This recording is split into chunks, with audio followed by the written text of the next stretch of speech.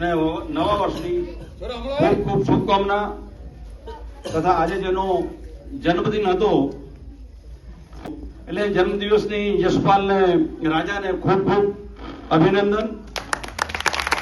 દીર્ઘાયુ પ્રભુને પ્રાર્થના. ટાંડી ગામથી તો મારો વર્ષોથી જૂનો નાતો છે. મારી પહેલી નિમણૂક જ અહીંયા ઝાલોદ થઈ.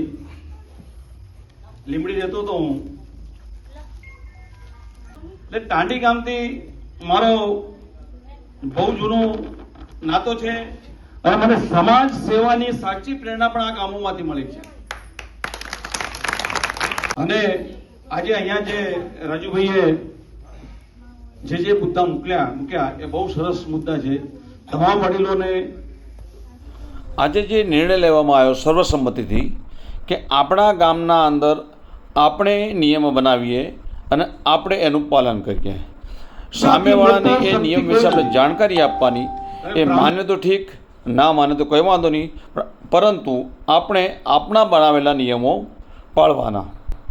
જેમ કે હમણાં વાત કરી કે ભાઈ ગોદ ભરાઈમાં માત્ર ને માત્ર 11 મહિલાઓ જાય અને જો બહાર ગામથી આપણા ત્યાં આવે તો આપણે એમને જાણ કરવાની કે ભાઈ તમારે 11 બહેનો આવશો તો ચાલશે. પરંતુ માન લો કે એ લોકો જીદ કરે કે ના આમ તો વધારે આવશો તો એમને આવવા દેવાની. આ બહુ સરસ નિર્ણય લીધો છે અને આવી રીતે સ્વૈચ્છિક નિર્ણય લેશો તો એ નિયમનો ક્યારેય પણ ભંગ થશે નહીં. આપણે કોઈના પર નિયમ ઠોકી બેસાડવાનો નથી. આપણે જે પાલન કરીએ એનું જ આપણે અનુકરણ કરવા.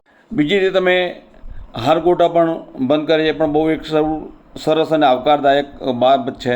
ટાંડી ગામની એક વિશેષતા છે કે 2013માં જ્યારે આપણે અખિલ ભારતીય લબાના સમાજનું સંમેલન કર્યું હતું તે વખત મારી સમક્ષ વાત આવી હતી કે મૃત્યુ ભોજના અંદર જેના ઘરમાં જ્યારે માણસ મરી જાય છે ત્યારે એના ઘરમાંથી અનાજ કાઢી અને લોકોને જમાડવામાં આવે છે. પરંતુ ટાંડી ગામના અંદર જે દિવસે માણસ મરી જાય એ દિવસે ગામના લોકો, યુવાઓ ભેગા થઈ અને એ લોકો એની જમવાની વ્યવસ્થા કરે છે.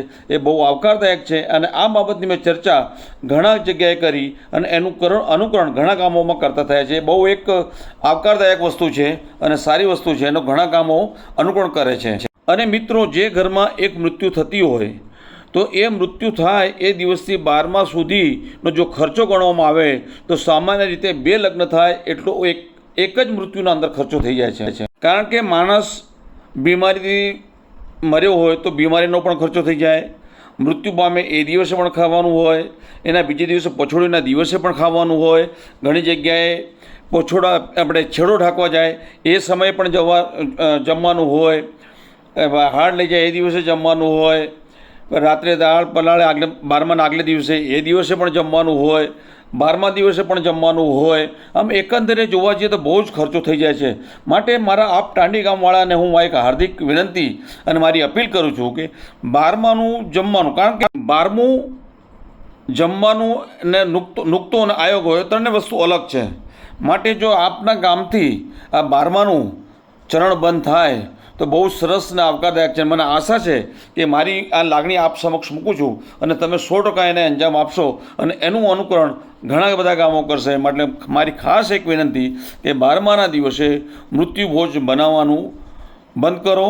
અને મારે એક સજેશન આવ્યું છે કે સાહેબ આપણે બનાવવાનું પણ બંધ કરીએ, આપણે ખાવાનું પણ જાતે બંધ કરીએ. બહુ સરસ આવકારદાયક છે.